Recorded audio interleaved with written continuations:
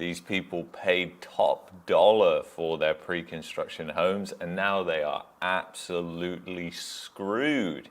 And you also have to ask the question about mortgage fraud, because it definitely seems like that could be a factor in some of these things. And I don't understand how these articles don't even come up to it.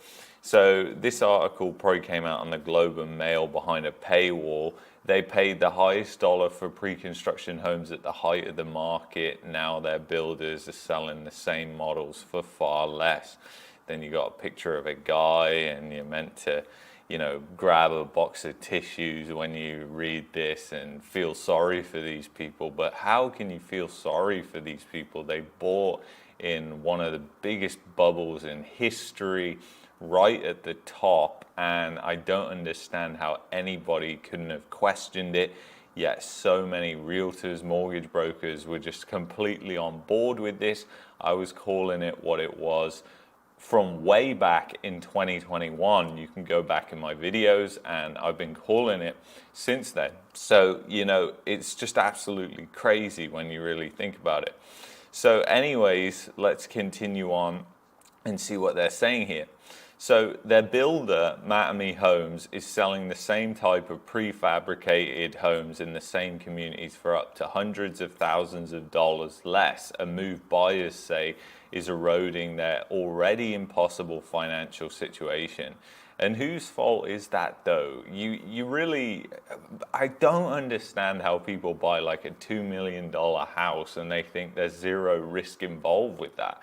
They just brush the risks to the side, because at the time when they purchase it, the FOMO is just so much stronger than looking at any of the risks and finer details. And this is the thing, like the Canadian person who buys just has no concept of risk. And this has been the case for, the past 3 to 4 years, not just including the pandemic. And this is what you kind of get towards the end phase of a real estate cycle. It's the dumb money that enters the market. It's really the people that don't understand the concept of risk at all. So it goes on to say, they say financial devastation because their bank estimates fall far short of the amount they agreed to pay on their homes last year, leaving a huge gap in the financing they will receive when it comes time to sell their homes and close later this year. We're in the ointment, says Brampton attorney Ajit Saraha, who, along with his wife, bought 2 homes for their family in Mattamy's Preserve West development last February. The houses cost $2.46 million each, and they paid about $800,000 in bail for the 2. That doesn't make sense. Sometimes these articles don't get copied across properly. But if you think about that, $2.46 million, why did they buy 2 for a start off? Wasn't it investment property? And once again, you have to have this question about risk, because if it was an investment property, they obviously didn't understand the concept of risk. And this is the problem that I keep coming back to time and time again. These people aren't investors, they're speculators.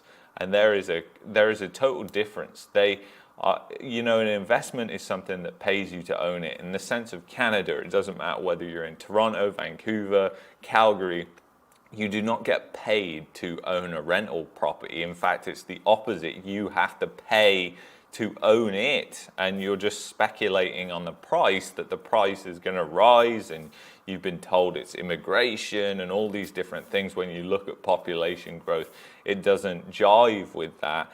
And when you look at the type of people and the demographics of the people that are coming to Canada, again, it doesn't jive with that they're coming with millions of dollars and buying these houses. It just doesn't make any sense. So they're $800,000 short by the looks of it. Now Saraha is wondering if he should back away from the money. Like other buyers, fears the company who will sue him if they don't honor the purchase agreement, which is probably correct, because let's face it, if they signed into an agreement to buy at a certain price and then they decide to walk just because prices have gone down, I mean, what is that? It is just absolute, it's absurd.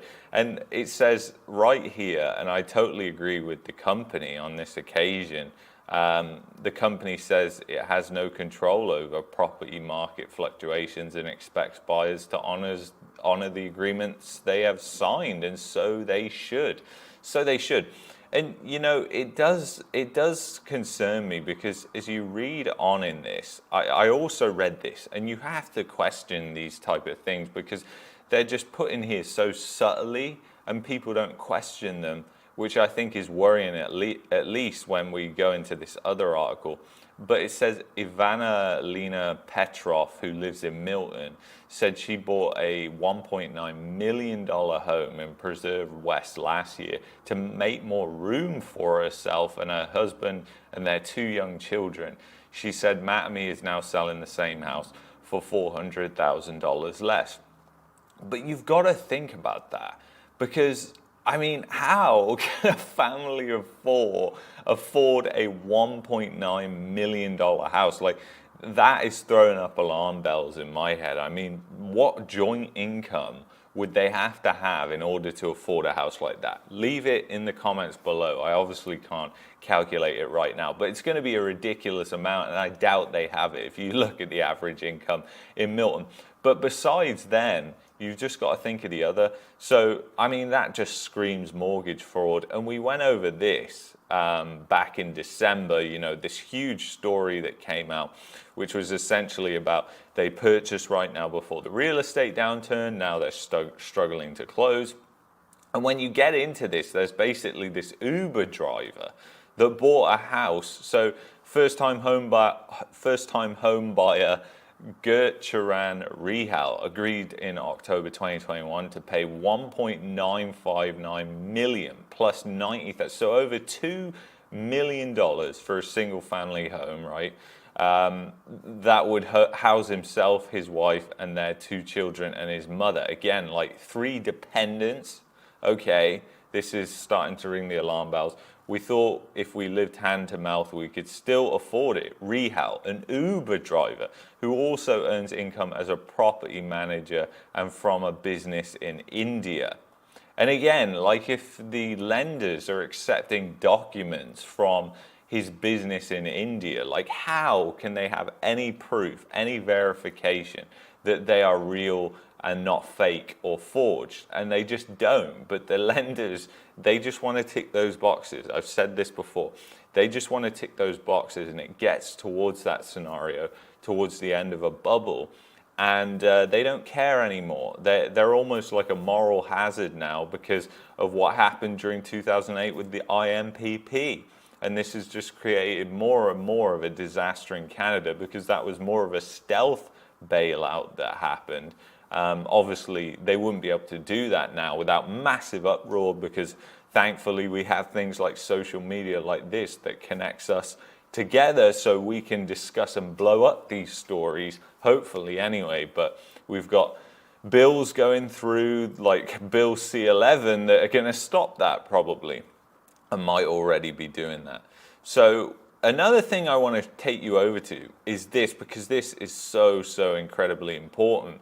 So you've got this peak in household debt to GDP, which I want to show you here.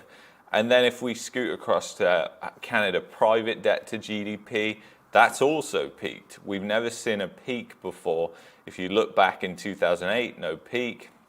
Same here, there was no peak in 2008. In fact, quite the opposite. It just went parabolic. You've got this clear peak here, and you've got the same here. And if you go to the US household debt to GDP, you can see it peaked around 2007, actually, exactly was when it peaked.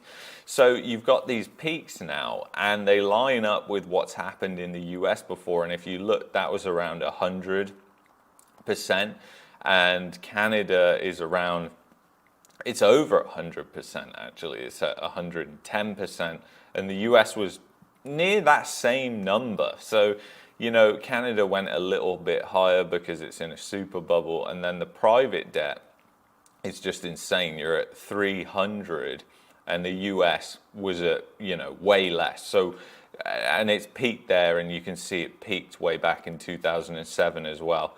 And that's really interesting to me. And the private debt is so high in Canada, and this is what people don't understand, because when back in 2008, private debt held by corporations was not that high. And this is what's changed so much since then, because this is really important to understand, that private debt being high means that, you know, if lending conditions change substantially, which they seem to be changing already, because banks are taking massive losses, because people are defaulting, and then lenders don't want to lend, or they're getting tighter and they want to tighten up their credit holdings that businesses have. That causes a massive problem, because businesses have to pay back that money, and then they're in trouble. They have to lay people off. They have to cut in other areas in order to pay back that money. And because the debt is so high already, it's just a matter of time. You're going to see more and more layoffs. We just saw Google laying off people. I saw the other day people getting notices from Google that they're being laid off. You know, tech companies are the weakest companies because they hold the most amount of debt. So those are going to be the first places that you're going to see people get laid off, because of the amount of debt they have. But there's other places. The oil and gas sector has a massive amount of debt. So if there's a major hit to oil prices, then yeah, you could see mass layoffs. And you know, that sector isn't booming anyways. In fact, they were laying people off last summer, believe it or not. And that's more to do with the dynamics of that industry, which we could go into in another video if people are interested. But anyway, I think this is all pretty interesting when you really think about it, because all these things together, they don't add up to something that's a great thing. And you know, you have to question mortgage fraud around these articles as well, because I think it is rampant, more rampant than we all realize and think about. And I've done many videos on mortgage fraud. In fact, if you want to watch one right now, take a look at this one here. And I don't know, maybe you want to watch another one, I'll put another one right up there. And I will see you in the next one. Take care of yourselves, guys.